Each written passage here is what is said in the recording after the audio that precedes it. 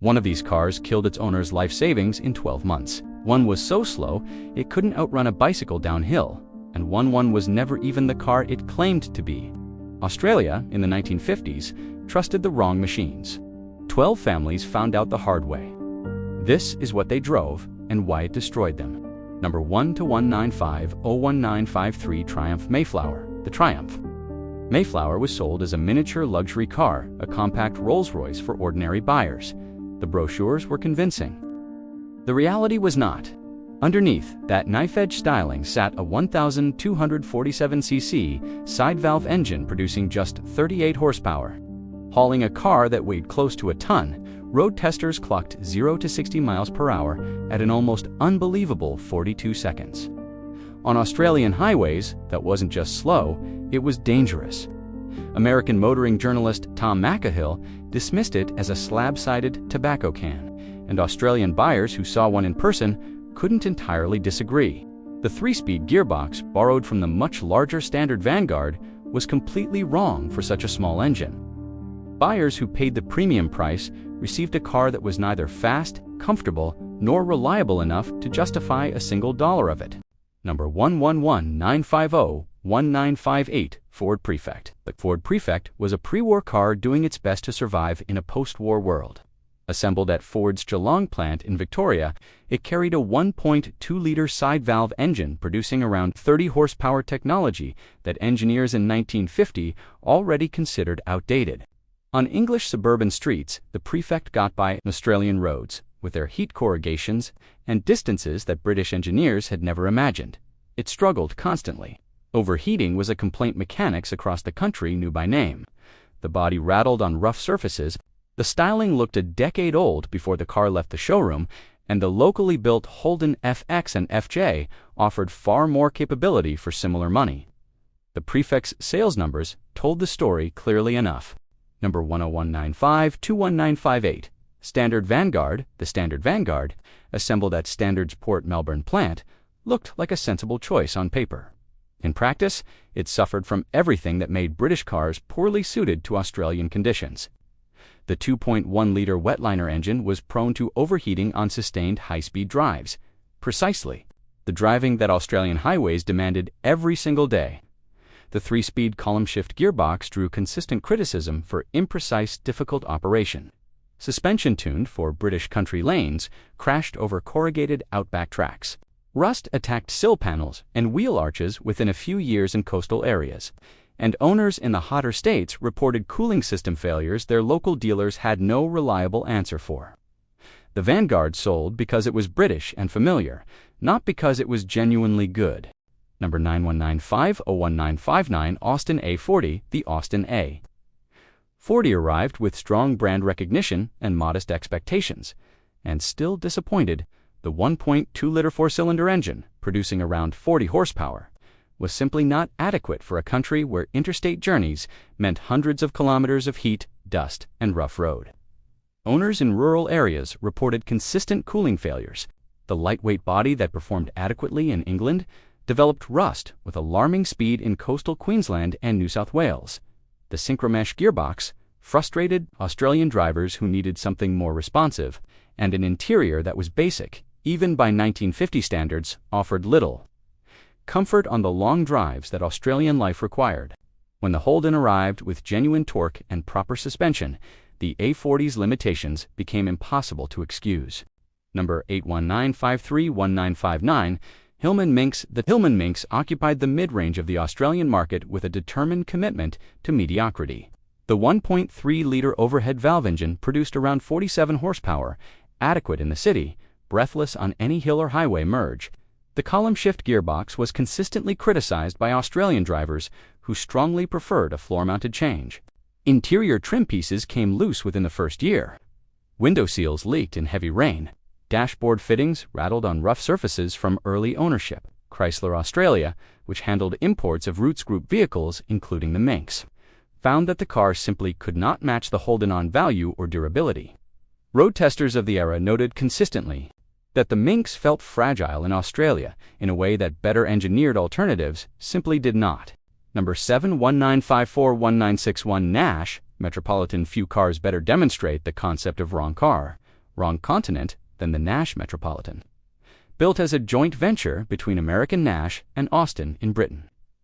It arrived in Australia as a tiny two-seater with a 1.5-liter engine producing around 50 horsepower. It was styled entirely for American eyes, rounded, colorful, almost cartoonish, and offered almost nothing that Australian buyers actually wanted. There was no external boot lid, so accessing luggage meant folding the front seat forward like an inconvenient puzzle. Ventilation was non-existent, making the interior unbearable in Australian summer heat. Reliability problems were well documented from early ownership, particularly with the electrical system and cooling. Edmunds later ranked it among the worst cars of the 1950s for its unstable handling and haphazard build quality. Australians looked at it and saw an expensive toy, and they were absolutely right. Number 619-501-957, Vauxhall Wyvern, General Motors, British division, offered Australia the Vauxhall Wyvern throughout the early 1950s, and it represented everything problematic about British engineering that had never been adapted for Australian use. The early 1.5-liter four-cylinder produced just 35 horsepower, so inadequate that the Wyvern genuinely struggled to maintain legal highway speeds with a full passenger load. Body corrosion was a serious and recurring problem. The monocoque construction, modern in concept, proved profoundly vulnerable to moisture and salt air in Australian coastal cities.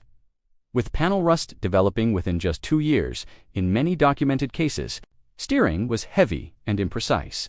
Drum brakes required significant pedal effort for confident stopping. By the time General Motors fitted a new overhead valve engine mid-decade, Australian buyers had already seen enough to look elsewhere permanently. Number 519-561-959, Renault Dauphine. When the Renault Dauphine reached Australia in 1956, it offered something genuinely different, a small, rear-engined European car, promising outstanding fuel economy. What it actually delivered was one of the most dangerous handling characteristics. Of any car sold on Australian roads in that decade, the rear-mounted 845cc engine, producing just 30 horsepower, created severe weight distribution problems that created serious risks at highway speed. In any emergency situation, the Dauphine's behavior could genuinely shock an experienced driver. Edmunds later named it the worst car of 1957. With road and track recording a staggering 22.3 seconds to reach 60 miles per hour in the 1962 model. Australian conditions made everything worse. The engine struggled hopelessly on long, hot highway distances. Rust arrived early, and the transmission and cooling system developed reliability problems that local dealers simply could not resolve. Number 419-551-959, Ford Customline Australia's love of American cars had a cost. And the Ford Customline made it visible. Assembled at Ford's Geelong plant with Canadian-sourced components, the Customline was enormous, thirsty, and designed for American infrastructure that bore almost no resemblance to Australian conditions. The V8 engine delivered genuine power, but fuel consumption, that could reach single-digit kilometers per liter, was a serious financial burden for Australian working families at a time when petrol was not cheap.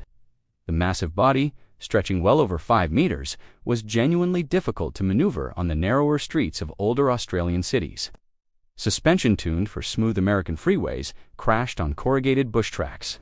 Parts were expensive, servicing was a financial commitment, and every kilometer reminded Australian drivers that this car had been built for an entirely different country.